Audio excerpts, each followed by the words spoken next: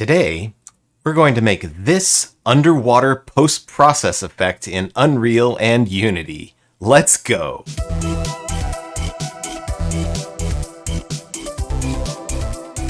So, if we take a look at what's happening in this post-processing effect, we can see that there are a bunch of different elements. There's depth fog, ripple warping, lens distortion, and edge blurring. In episode 49, I showed you how to create the ripple warping effect. In episode 50, I showed you how to create the screen masks that we're using. And then last week in episode 51, I showed you how to create the blur filter that we're using, where in the center of the screen, things are sharp, and then off toward the edge, they get more blurry. So this week, I'm going to show you how to put all of these effects together, and we're going to add two more. I'm going to show you how to make depth fog and lens distortion. Now don't worry, if there are any of these effects that you missed or that you need to review, I'll put the link down in the description to a playlist for all of the videos that go together to show how to make this effect. So let's jump right in, and I'll show you first how to create depth fog and lens distortion, and then I'll show you how to put all of these together to create our beautiful underwater post-processing effect. So here are the effects that we've created so far. We have our screen warping, we have our full screen masks, our square edge mask, rounded edge mask, and center vignette mask. And then way up here at the top, we also have our blur filter. So there are two more components that we need to go over today before we can assemble all of these together. And the first one that we're going to go over is our depth fog. So in order to create the depth fog, we need a scene depth node. And I'm just going to bring this in, and I want to show you what it does first. So I'm just going to plug it directly into emissive color, and we'll save it and switch back to our scene. And you can see that everything is just this brilliant white. And the reason for that is that the units in Unreal are in centimeters, and what this is doing is measuring the distance from the camera to the objects in the scene in centimeters. So from 0 to 1 centimeter is where this scene depth will go from black to white, which is why you see everything is totally white, because everything's further away than a centimeter. So what we can do is add a bunch of controls to control how this is working. The first thing that we're going to do is add a control for how far away from the camera we want the effect to begin. And so we're just going to give this first control a value of 200 because we want the scene depth, or we want there to be no depth fog from 0 to 2 meters. And obviously this is something that you could tweak if you wanted yours to look differently. But between 0 and 2 meters, we're going to get no fog, and then our fog is going to begin to creep in at that 2 meter mark. Now the next thing that we need to do is we need to add a divide and give our divide a value that controls our maximum depth, or the area where we're going to have total fog. And in our case, we're going to type 700 here because we want a distance of 7 meters away to be like completely opaque and fogged. All right, so we've got a pretty good effect here. The last thing that we need to do is add our texture coordinates. So I'm going to just grab a texture coordinate node, and we're going to plug that into our scene depth. So we're sampling our scene depth based on our full screen texture coordinates. Now I'm going to plug this into emissive color, and let's take a look at our result. Okay, cool. So you can see that we've adjusted our depth now so that near the camera we're getting a value of 0 or black, and then the further away from the camera we're getting a brighter color, and at 7 meters away, that's where our white value is going to be, so our maximum fog. So there's just a couple of more things that we need to do. First of all, we need to adjust our fall off, and I'm going to use a power node for that. So we'll add a power node, and then I'm just going to copy this constant value, and we're going to give this a constant of 0.5. This is going to adjust the curvature the way the fog is. So right now it's relatively linear, but what we're going to do is when we raise it to a power of 0.5, that's going to make our fall off, it's going to bring more of the fog closer to the camera. It's kind of bending the fall off curve closer to the camera just to give it a little bit more of a misty feel. Okay, so we've got a great distance-based mask here. Now what we need to do is to use this mask to blend between our scene color and our fog color. So in this effect, we're taking this scene texture, post-process input 0. We can just copy this node here. This is the node that we use to bring in the scene, and you can see that we've set it to post-process input 0. This is the color of the scene. So we need to lerp between the color of the scene and our fog color. So color is a vector 3, and by default it shows up as black. Instead of black, we're going to set this to a value of 0, 0.2, and 0.18. So we're lerping between our scene color and our watercolor based on our fog value. And then we'll drag the results of our lerp into our emissive color pin there. And it's going to give us an error. What does this say? It says, cannot cast between non-numeric types, float 4 to unknown. So what this is saying is, hey, your scene data is a float 4, but you're trying to blend between that and a float 3, and that doesn't work. So what we need to do instead is add a constant vec 4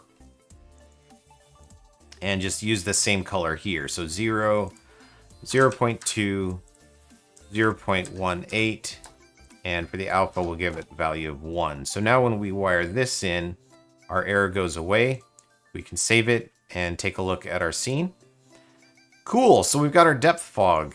We've got close up, we've got the regular scene color, and then the further away from the camera we get, up to a maximum of 7 meters, we get the total fog color. Now, if you wanted to get really fancy, you could take this fog color and, you know, maybe make it a different color in the shallow water than it is in the deep water, or maybe make it a different color when you're looking toward the light source versus away from it. You could do all kinds of fancy things with this fog color, but right now, just to keep things simple, we're just going to use a solid color for our fog. Okay, the other component that we need is some lens distortion, and what that means is we want to make it look like we're looking at this underwater environment through maybe like a scuba diving mask or something, and the mask is distorting our view so that it feels like it's like bowed out or bowed in, and we're distorting the screen. So let's move our underwater fog out of the way, and we'll switch over and create our lens distortion effect. Fortunately, this effect is pretty easy to do. We can just take our screen coordinates, and right now the coordinates start with 0, 0 in the upper left-hand corner. So to fix that, what we want to do is kind of scale the coordinates out from the center. So the first thing that we need to do is center them. So we're going to subtract a value of 0.5, 0.5. And this will get our coordinates into the center. And then we're going to multiply our coordinates by a value less than 1. And so what this is doing is it's scaling them. And just so that it's really obvious what's happening, I'm going to use a value of 0.5, which is going to scale them quite a bit. This is going to distort the screen a lot when we take a look. Now that we've distorted, we need to move our coordinates back to their original place. So we moved them to the center, then we scaled from the center, and now we're going to move them back. So we subtracted out 0.5, and we're going to add that 0.5 right back in. So if I use this for our screen coordinates, let's take a look at what happened. Here's our post-process scene, or our scene color. We're just going to plug this in as our UV value and then take a look at the color here. So let's save that and we'll switch over. So what this did is it just zoomed the screen in. It's kind of like if you had a zoom lens and you like doubled the zoom length. So that's a cool effect, but it's not exactly what we want. What we want is for it to be zoomed in the middle and not zoomed in on the edges. So in order to do that, we can say, okay, this is the coordinates we're going to use from the middle, and we're going to blend between the middle coordinates and the coordinates as they were originally based on our mask. Now we have a mask down here that is our center vignette mask. And we have a bunch of controls here at the end for adjusting the fall off and flipping them around and that sort of thing. But as it turns out, the effect that we're looking for works just fine without any of this adjustment. So I can take the result of just this first half coming out of our saturate value here, and I'm going to wire this up as the alpha value of our lerp. So we're lerping between our scaled up screen coordinates and our regular screen coordinates based on that mask. Let's take a look. Before I show you what this is doing, let's take a look really quick at what this mask is doing, just so you can picture that. So if we switch over to our scene, you can see that in the middle it's black, and then off toward the edges it's white. And so what that means is in the middle we're going to get these scaled up screen coordinates, but then on the edges we'll get our normal screen coordinates. So let's wire that into our scene color as UVs, and then pass our color out here and take a look at our result. Cool, so now as I move around, you can see that the objects in the middle are magnified 2 times, and then the object, as we get closer out to the edge, the less magnification we have, and it creates this really interesting warping effect. This kind of makes me feel a little bit nauseated, and so I'm going to stop doing that, and I'm going to tone it down a little bit. What I'm going to do is, instead of 2 times magnification with our 0.5 value here, I'm going to tone it down to a value of 0.7 instead. And that'll give us just a little bit less magnification in the middle. We still have it doing that nice screen warping effect, but it's just not quite as heavy. Okay, so in our post-processing effects library now, we have our distance fog, and we also have our scene warping effect here.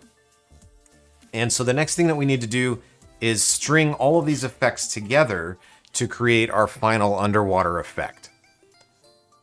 And so we need to think carefully about the order that these things need to be done in. Some of these effects are affecting the UVs, and some of them are affecting the color after we've already sampled things. So let's think about the order just a little bit. So the first thing that I think we need to do is this screen warping effect.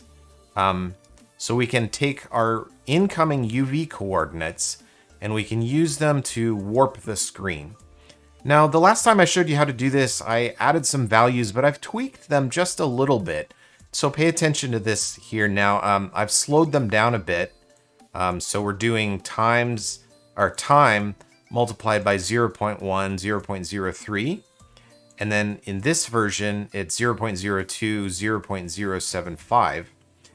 And then I was using just the regular screen coordinates, but what I found is if I scale this effect up quite a bit, it looks better. So I've taken the screen coordinates and multiplied them by 0.1, and then I wired that into both places where I need my screen coordinates. So I can delete this guy right here, and I'm just using this value here, our coordinates multiplied by 0.01. Okay, the next thing that I need to do is, so we talked about this screen warping and how we can tone it down on the edges. So we need to find our square edge mask here. And this value is how much screen warping is taking place. And we need to multiply this value by our screen edge mask so that there's no warping happening on the edges. So I'm just going to take our screen edge mask here, wire that into our multiply, and then wire the multiply into our last multiply here to get our final warped UV coordinates. So let's use these UV coordinates and see what we get with our final output color. Okay, if we want to use this effect as it is, we need to take our result and multiply it by, or add it to our screen coordinates. So now we've got our screen coordinates warped with our warping effect, and we can plug this into our color, and let's take a look at what we get as a result. Yeah, cool. So we've got our screen warping effect applied to our full screen texture coordinates, and the warping effect is scaled down at the edges so that we're not pulling from pixels that are off the screen. Great, so that's our first step. Now the next thing that we need to do is, instead of our texture coordinate node here, we're going to apply our lens distortion effect. So let's come over here and get that. Here's our lens distortion effect. So we're gonna bring that up here. And instead of our texture coordinates, we're gonna use our warped texture coordinates. So we'll just wire this into our add.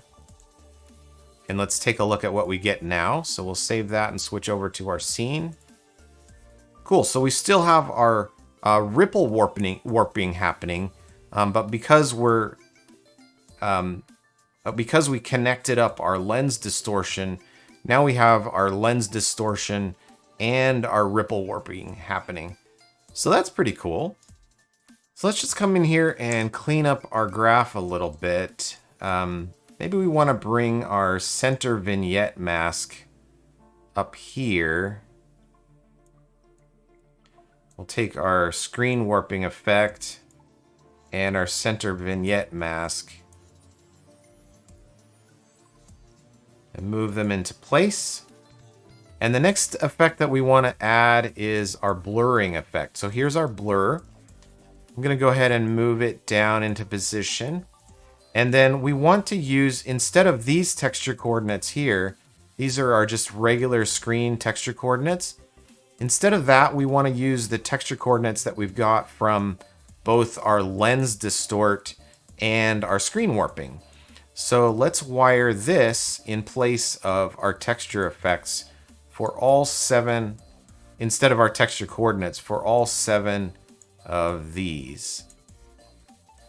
All right, great. Now, the way that we want this blur effect to work, we're blending between just our normal scene and our blurred scene with our value of just a constant value of 1. So what this is going to give us right now is just a constant blurred scene, but we want our scene to be sharp in the middle, and then we want it to fall off to blurry at the edges. And we already have a mask up here, our center vignette mask, that does that. And so what I can do is just take the same value that we got here that we used for our lens warping effect, and I can wire that in as our blur value. But I do want to do one other thing. I want to add a multiply, and I want to multiply this by 2. So where it's black in the center, it's still going to be black, but then as we get to the edges, we're going to get a value of 2, which will give us just a little bit more blurring toward the edges. All right, so now we've got our final color, and we can take the result of our blur, and let's delete this temporary scene color and wire our blurred scene color in, and we'll take a look at the result. Okay, great. So now what you see is we've got our ripple warping, our lens distortion, and our blurring happening. You can see that when I look straight at an object, it's sharp here in the middle, but as I get further out toward the edges, it's getting blurred toward the edges of the image. That's the effect that we want. Now the last thing that we need to do is take our color here and blend it between the standard color and our fogged color. So we're going to use our full screen fog, bring that in. This is our standard color. We'll wire that into our lerp over here so that we're blending between our standard scene color and our full screen fog. And I'll wire this into the emissive to the root node, and we'll hit save. So if we take a look at our results, they're pretty good, but I am getting some artifacting up here when I'm looking at the sky. And that's kind of weird. Let's take a look at our shader and see if we can figure that out. Okay, I think I found the reason. The reason that it's happening is because our scene depth value goes above 1. So when we blend between our scene color and our fog color, we're actually pushing past our fog color to something significantly more than that. So in order to fix that, we need to add a saturate in here so that we ensure that our lerp value stays between the range of 0 and 1. So with that saturate in place, we've clamped our scene depth so that it stays inside 0 and 1. And I can save it, and we'll take a look at the final result. And now we've got our nice scene with some amazing looking underwater effects applied. You know what? I did call this our final, but I'm seeing something pretty weird going on. Can you see how it looks like there's a shadow of our rock right here, and this color version of the rock is moving around with our ripple warping, but that version is not?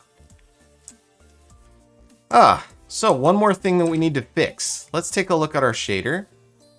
So the reason that that's happening is we're computing our scene depth based on our standard screen coordinates here, but we're creating our color using these warped coordinates.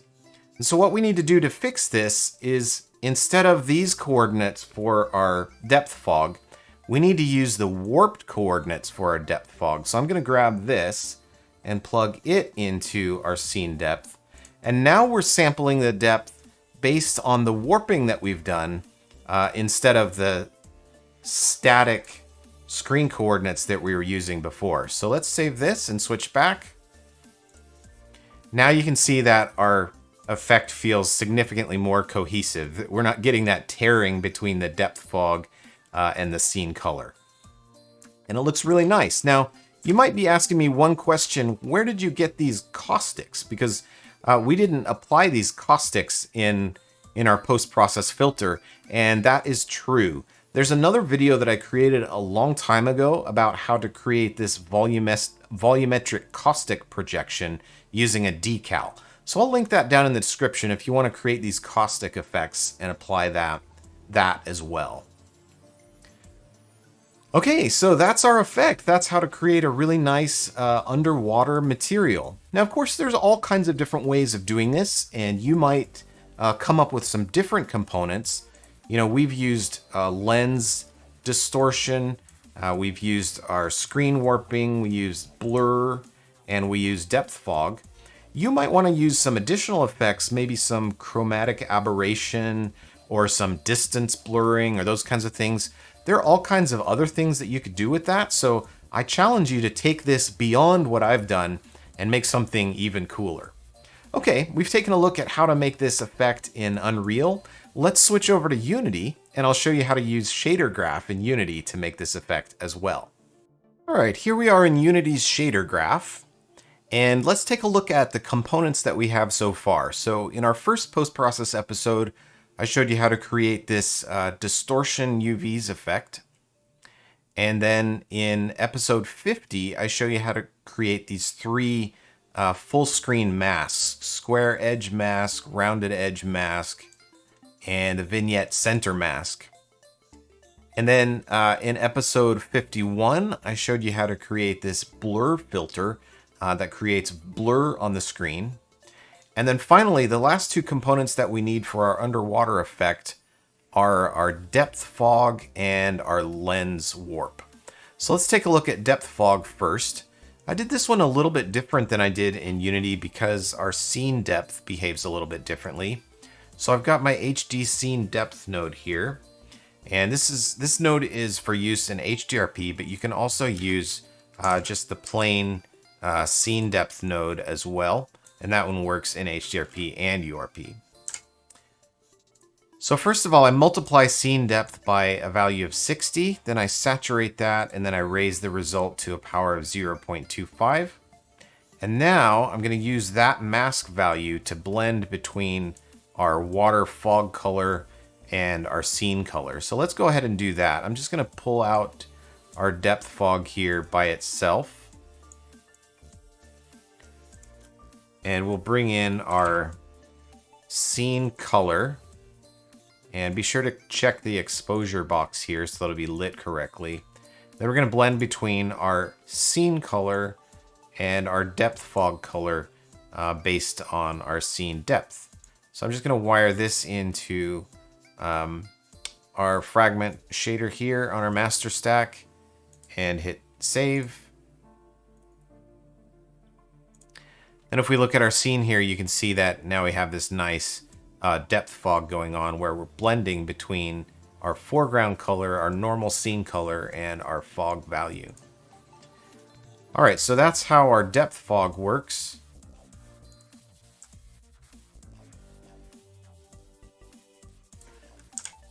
Now let's take a look really quickly at our lens warping effect. And this is exactly how we did it in Unreal.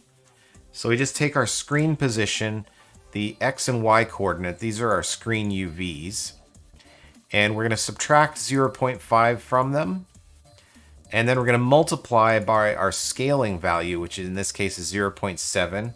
So in the center of the screen, we're scaling our UVs up to 0.7, and then we're going to add back in our 0.5, and then we're going to blend between our scaled UVs and our original UVs based on some value.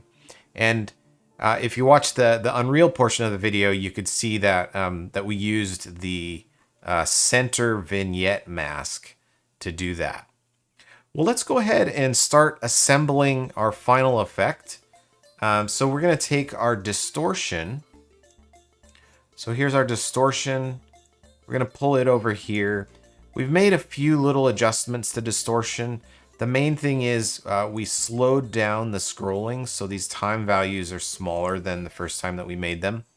And I'm also taking the screen position here and multiplying it by 0.1, just like we did in Unreal, just to scale up the effect so that it's not doing quite as much local warping, so that the warp is larger. Okay, so we're going to take our distortion, and then we're going to take our lens warp effect here. And our lens warp effect also needs our vignette center mask. So we're going to move that up. We're going to use the vignette center mask to blend between our standard coordinates and our warped coordinates. So I'm just going to plug that in just like that. So here's our lens warp, and we're determining where that warp gets applied based on the center.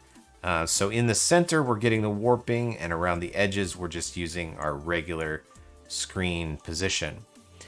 Now we can take these coordinates, these warped coordinates, and add them together with our distortion effect to get final coordinates, which we're then going to use for our blur. So here's our blur, and right now we're just using screen position for the blur coordinates, but we're going to use our lens warped and distorted coordinates instead. So I'm just going to take the results of adding those together and replace our static screen position here with our warped and distorted UV coordinates. So now we're using our warped and distorted UV coordinates to look up each of our samples of our blur effect. And then we use our blur effect to create our final scene color. And we want to do the blur effect also based on whether you're in the center or not. So if you're in the center, we're going to make things sharp. And if you're not in the center, we're going to make them blurred. So we can take our vignette center mask here and plug it into this multiply here. So we're going to take the result of the vignette center mask, multiply it by 2, and then use it to blend between the sharp version of our scene and the filtered version of our scene. So that's what this lerp is doing here, blending between the sharp version and the filtered version using this center mask. Okay, and then the last thing that we need to do is we need to grab our depth fog. And we're going to bring up our depth fog here. And we're going to lerp between the scene color and our fog color based on this scene depth mask that we created here. There is one thing that I forgot, and that is to use this square edge mask. We need to use this square edge mask to control where our distortion is happening. So I'm going to pull that over here. So the amount of distortion that's being applied is here, 0.03. And we need to multiply that by whether or not we're at the edge, because otherwise we're trying to grab pixels that are off screen. So when we're on the edge, we're going to turn off our distortion. And when we're not on the edge, we're going to do 0.03's worth of distortion. All right, so let's do a quick overview and then I'll show you the final result. So we're warping the screen coordinates based on whether or not you're in the center. And then we're also distorting the screen coordinates based on this scrolling UV thing that we're doing here. And we're cutting that down so that we're not doing it on the edges using our square edge mask here. Then we're using our warped and distorted coordinates to sample our scene 7 times. This first sample here is our standard scene sample, and then all of the samples added together are our blurred version. And then we're lerping between the standard version and the blurred version based on our vignette center mask. So we blur on the edges and show the sharpened version in the middle. Then we pass that into our depth fog and we blend between our scene color and our fog color based on our depth mask. And then we can pass our final result into our base color, which will give us our final underwater result. So let's hit save and take a look at it, what we get. Cool, so here we are. You can see that we've got our lens distortion effect happening. We have our animated warping effect happening. We have our depth fog happening. Oh, and it looks like we made the same mistake that we made in Unity. We forgot to change the way that our depth is sampling using our warped coordinates. So let's switch back and do that. So these are our warped coordinates here. Right now, we're just sampling our depth based on the default coordinates. But instead of doing that, we need to plug in our warped coordinates so that our scene color and our scene depth will line up correctly. So I'm just going to save this and switch back to our scene. And perfect. Now we got everything working correctly. And you can see that we've got our nice Unity demo scene here, completely flooded and underwater. And we've got our nice underwater effects applied here so that it feels like we're swimming through our Unity demo scene. Okay. Well, that's how you create an underwater post-process filter in both Unreal and Unity. I hope you enjoyed today's video. If you did, give it a nice thumbs up down there near the subscribe button, and we'll see you next week. If you have ideas for additional post-process effects that you want to see, let me know in the comments. I've seen a lot of good ideas, and I'm thinking over what we're going to do next week, so let me know what you want to see. Thanks for watching, everybody, and have a great week.